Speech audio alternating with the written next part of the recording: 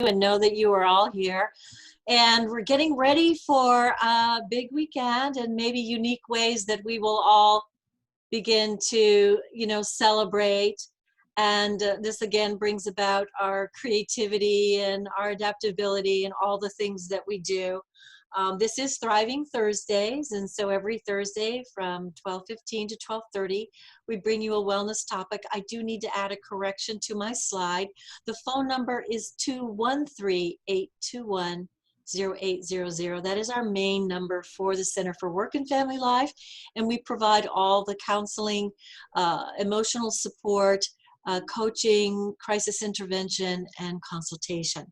So I want to launch into what we're doing today with kind of a unique take on what we've talked about in different times and different places around our wellness, our work-life balance, how we take care of ourselves, and we're very geared. We have some incredible initiatives around wellness.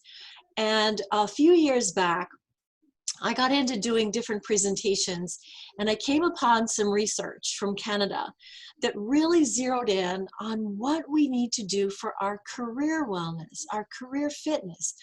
I mean, we can look at our health and well-being, and we can eat right and exercise and do wonderful things for our health. And we also have a career life that is sort of its own entity, it's its own nature. And so what do we need to do for that? So the research that came out of that said there were four really essential ingredients: respect, relationship, responsiveness, and reward. And I'll tell you, probably over the years, I have done hundreds of presentations, met with work groups, done roundtable discussions, and every time when you say, what do you think would help your work? What do you think you need? What would make your workplace better?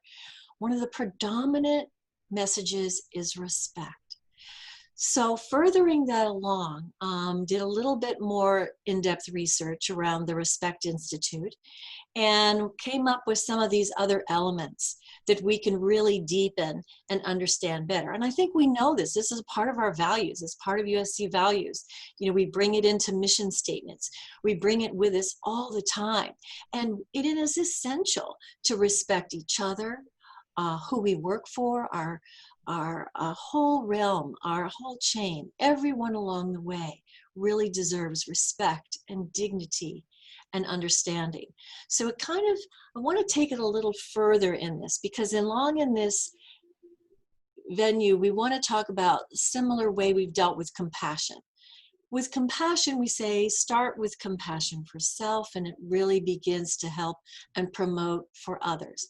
So I want to shift our thinking, and I want us to start wondering, what would it mean to really begin with you? How do you respect yourself? How do you take care of yourself in that regard? The Respect Institute says it's knowing that you are a unique contributor to the greater whole. It's saying you are valuable. And so what you do is create sort of an honest understanding of the value within yourself. So today I want us to sort of take a piece of paper, and we're going to fill in these sentences, and we're going to answer these, because it might become your way of really developing a deeper understanding of what not only would bring you respect within yourself, but maybe also just, again, within your career life. So think about this. I respect myself by, and what would that mean? I mean, it could mean a variety of things: how you care for your health, how you care for the space around you, how you keep positive thinking, how you would retain values of your actions, supporting your values.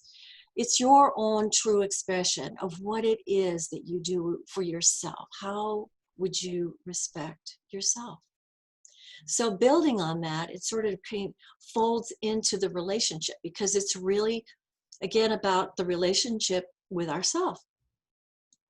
That we need to really know that we are in this position of being around social media, and we're busy, admiring this or liking that, or caring about this cause. And really it begins with, how do you like yourself? What do you like within you? What do you really, sort of feel good about and proud of within yourself? Kind of treating yourself as your best friend. That's oftentimes what we would say. If you're struggling with something or worried about something, well, what would you tell your best friend? So really developing that really kind relationship with yourself, which again, as you say, we say really brings about that sense of compassion.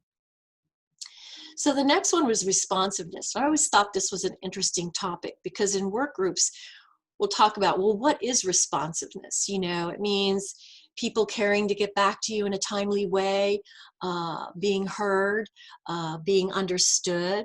And so out of this, if I were looking at, okay, what do you want to bring in terms of responsiveness to yourself? Maybe it really is about listening. Because most of the time, what people will say is, when someone really listens and really cares to live and learn what they are saying, it feels responsive to them. So maybe within ourselves, we need to listen, and we need to really focus on, what is that message that you're taking in for yourself? It could be how you feel in the moment, uh, how you know that you are kind of maybe resting on something, carrying something and that needs to be tended, that needs to be cared for. Many times we give to others in many places, but it's really listening to yourself within and being responsive to, what does that mean for you? So answer the question. I am responsive to myself by, even a commitment of, I will be responsive to myself by what? What would that be? Does that mean taking time every day just to really reflect and really take time for yourself? So the last one is reward. And I think we've known this, in many places in leadership and throughout our work environment, reward is important. The whole realm of how we express appreciation and thanks and gratitude, is just really an essential for helping our staff and helping all of us feel, valued and important in what we do. But therein may be this other dimension of, how do you want to take time to reward yourself, to really even express gratitude, being grateful that you are as resourceful as you are, as resilient as you are, as hopeful as you are. These are those ways in which we really can sort of nurture, from within. So ask yourself, how would you want to reward yourself? How would you want to sort of deepen that or further that along in terms of a way of life? We have lots of things going on in our world right now. And so I think what we really land on is really how incredibly important it is to respect all, our dignity, our being, our working together. And that really, if we're thinking about how do we further this whole experience and create this culture, it's about ourselves, beginning with ourselves. What can we do? So I want to just put that out there. I would encourage you. The Respect Institute is a very interesting organization. It actually began and started with curriculum in the schools for how you can build respect and understanding. So it's a great resource. It brings about, a lot of wonderful points that we can all learn from and share with one another. So thank you for being a part of this. If anyone has any questions or concerns, please call. Don't hesitate anytime. We're here 24/7. So I'll turn it, if Susan has any comments or things that we need to check in on, I'm happy to answer.